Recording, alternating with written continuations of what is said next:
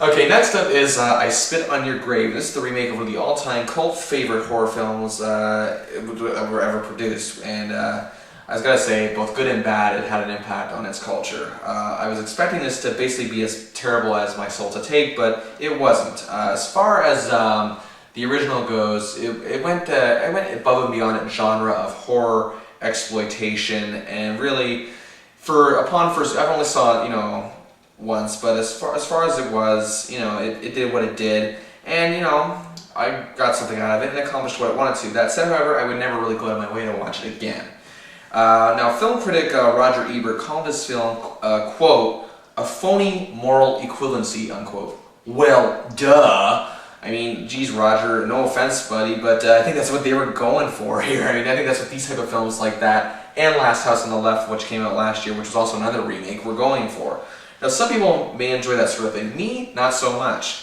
But I didn't despise this film at all, really, with the exception of the scenes, of course, in the early portion of this film, obviously, for obvious reasons. For anyone who knows the concept of this film, you know why. But much like last year's remake of Last House on the Left, it's very ambitious and aggressive. But the thing that differs this from Last House on the Left is that the revenge scenes just seem to have more of a captivating feature than it did last year. Now, the concept is even hard to discuss, where a young writer retreats in the woods, a seemingly peaceful cabin, and is working on a book, and now she's the subject of torture, and even worse, just by a bunch of hapless, dumb, and depraved individuals that you really just want to just punch the lights out of when you see them. And at least they do a good job of building these characters as hateable, much like they did with Last House on the Left. I gotta say, again, you don't need to go into detail about what happens here, but she's left for dead, of course, after everything that's happened. And when she starts exacting her revenge, it's even worse than some of what they did to her. Now, this movie isn't sending any social commentary of any kind, or there's no underlying message. It's not trying to make a real big point either. It's for the fans of, okay, I'm going to say this to everybody watching. This is for fans of the genre and the genre only. Nothing. When it comes to this sort of thing, like I said, I'm in the middle of the road.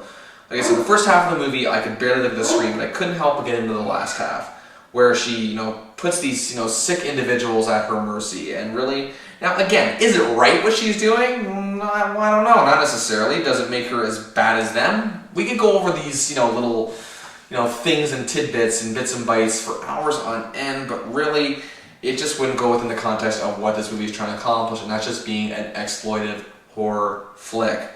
But yeah, we're not really trying to go into the terms of morality. It is what it is. It's a revenge movie. It's a horror revenge movie. These movies back in the 70s were trying to touch shock value from the filmmakers and trying to make the audience almost gasp and even barf at times, like the Texas Chainsaw Massacre apparently did back in 1974.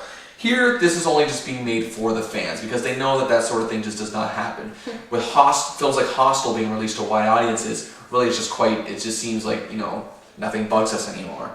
And that's just how the culture is these days, sadly. Again, I'm gonna stress this. This is not a film for the casual filmgoer. This is not a movie for John and Jane Q public. Avoid it at all costs, because it's not for you people. You sitting there watching this on your internet with your boyfriend looking over your shoulder, making sure you're not chatting with some guy on a webcam wearing a provocative outfit.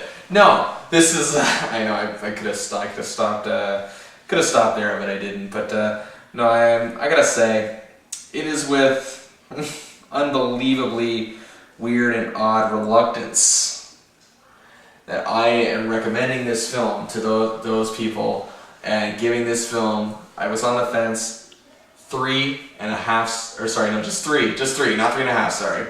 3 stars out of 5. Yes, I cannot believe I'm doing this myself, but again, for fans of the genre. Me, I'm always in the middle of the road with these type of films, but it was enough for what it was. But much like the original, I'm never going to go out of my way to watch it again. It's just not that type of movie where I go out and buy or rent again, or just even if it's on TV, ooh, I'll watch it. No, I would never go out of my way to watch it. But upon first viewing, it is what it is. 3 stars out of 5 for I Spit on Your Grave.